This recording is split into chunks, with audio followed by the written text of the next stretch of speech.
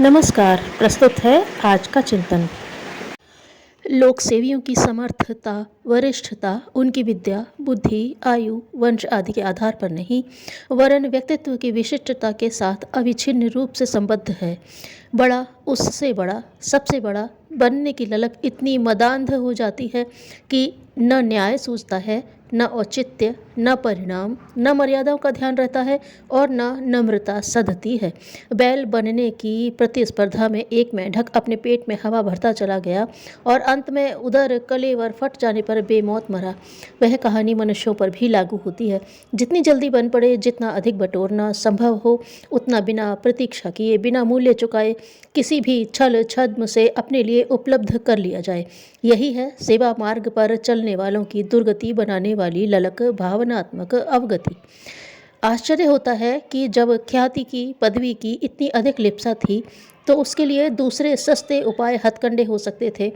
सेवा का जटिल मार्ग क्यों चुना गया? यदि चुन ही लिया गया तो सेवा की अभिन्न सहचरी नम्रता को भी साथ लेकर चलना था। सेवा धर्म के साथ शालीनता का समन्वय रहना चाहिए। लोक सेवी को निष्प्रह एवं विनम्र होना चाहिए। इसी में उसकी गरिमा और उज्जवल भविष्य की संभावना है।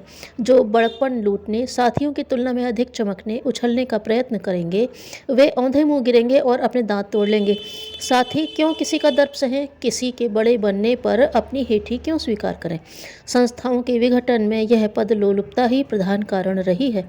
कृष्ण का यादव वंश कोई भूखा नंगा नहीं था, लेकिन उसका हर सदस्य अपनी विशिष्टता सिद्ध करने और अन्यों को गिराने के लिए सामूहिक आत्मघात की स्थिति तक जा पहुँचे। जहाँ बहुत लोग नेता बने, वहाँ बहुतों की महत्वाकांक्षा, यश लिप्सा हो, वह दल अंततः नष्ट होकर ही रहता है।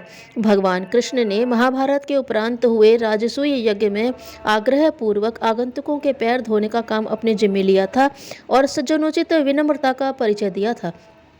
गांधी जी कांग्रेस के पदाधिकारी नहीं रहे, किंतु फिर भी सबसे अधिक सेवा करने और मान पाने में समर्थ हुए। युग शिल्पियों को राजकाजी लोगों की तरह बड़प्पन, ठाट बाट, वैभव की न तो चाह करनी चाहिए और न उसके लिए अपने पुनीत क्षेत्र में हाथ पैर पीट कर ईर्ष्या द्वेष का विष बोना चाहिए। जो जितना बड़ा हो वह उतना ही नम्र होकर रहे, अनुशासन का पालन करे और योग्यता के अनुरूप वर्चस्व पाने का प्रयास न करे। मिशन में योग्यता का नहीं, उस सज्जनता का महत्व है जिसके साथ नम्रता, निरहंकारिता अविच्छिन्न रूप से जुड़ी हुई है। हम में से कोई अहंकार प्रदर्शित न करे, छोटा बनकर रहे और अनुशासन पालन में अपना गौरव समझे। इस रीति नीति का परित्याग करने वाले मान के भूखे व्यक्ति सृजन शिल्पी न बने। गुरु गद्दी के इच्छुकों में से सभी को अयोग्य ठहराकर गुरु रामदास ने अपना उत्तराधिकारी अर्जुन देव को इस आधार पर घोषित किया कि वे नम्रता, निष्प्रहता और अनुशासन पालन में अग्रणी पाए गए। सेवा धर्म भी एक प्रकार से हल्की संन्यास परंपरा है।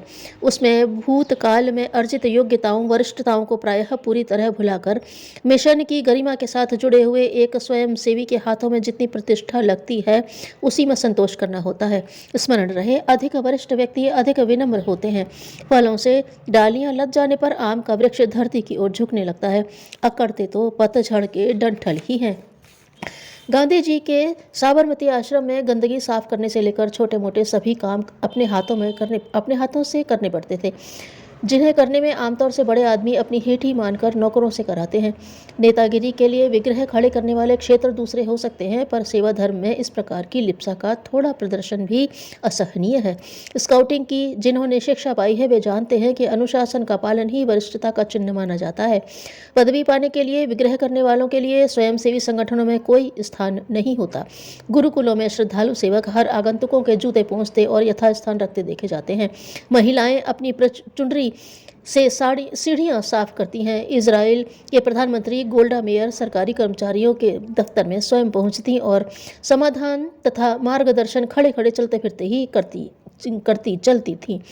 युग शिल्पियों की सेवा साधना में इसी आचार संहिता का परिपालन किया जाता है। नेतागिरी गांठने वाले यहाँ पाते कुछ नहीं, अपनी प्रतिष्ठा का श्राद्ध तर्पण अपने हाथों ही करते चलते हैं। साधु ब्राह्मण परंपराएं परिग्रह, सादगी, मितव्ययता, नम्रता को वरिष्ठता का प्रतीक चिन्ह माना गया है। विलासी, अहंकारी, उद्धत, कटुभाषी इस क्षेत्र में हेय माने जाते हैं।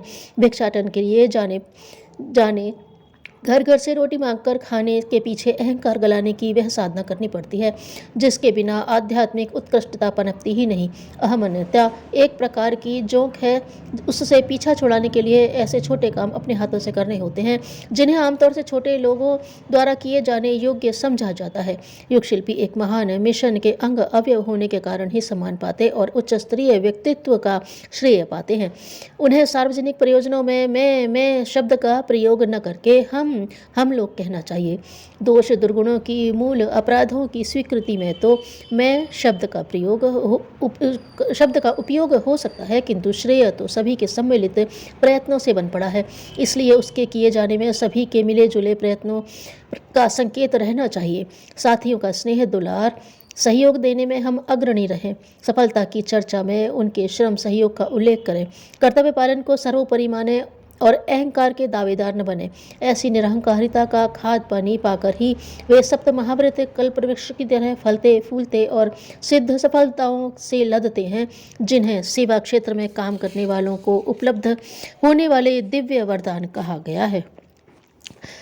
जो उत्तरदायित्व को बोझ मानकर उपेक्षा करता है, उसे अच्छे परिणामों से वंचित रह जाना पड़ता है।